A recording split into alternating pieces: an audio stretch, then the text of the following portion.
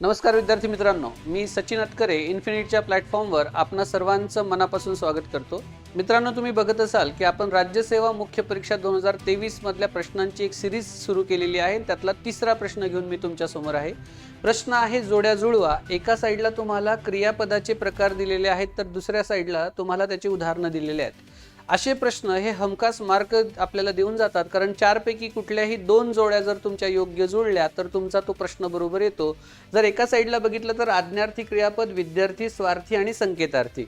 आता संकेतार्थी आपण पहिल्या प्रश्नामध्ये सुद्धा बघितलं होतं की ज्यात कुठली तरी अट दिलेली असते, जर तर असं दिसलं आपल्याला तर समजून जायचं ते संकेतार्थी आहे। इथे जे 4 वाक्य दिलेले आहे त्यामध्ये आपल्याला 3 नंबरचं जे वाक्य दिसते इथे निमंत्रण आले तर मी जाईल, म्हणजे ड या प्रश्नाचं उत्तर 3 येते। असं ऑप्शन मध्ये कुठे दिसते आपल्याला तर पहिल्या आणि दुसऱ्या क्वेश्चन मध्ये दिसते।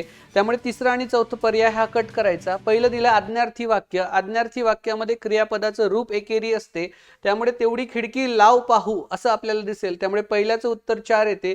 विद्यार्थी वाक्यामध्ये वावी वे असे शब्द येतात, त्यामुळे वावी वे अंगी धैर्य असणाऱ्यांनीच हे कार्य करावे, त्यामुळे ब चं उत्तर 1 येते। आपलं उत्तर असायला पाहिजे पर्याय क्रमांक 2।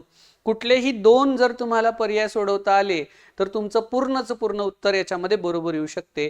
अशाच दर्जेदार प्रश्न जर तुम्हाला सोडवायचे असतील, बघायचे असतील तर इन्फिनिटीच्या प्लॅटफॉर्मला सगळ्यांनी सबस्क्राइब करा, जॉइन करा। भेटू आपण आपल्या पुढच्या व्हिडिओमध्ये। धन्यवाद।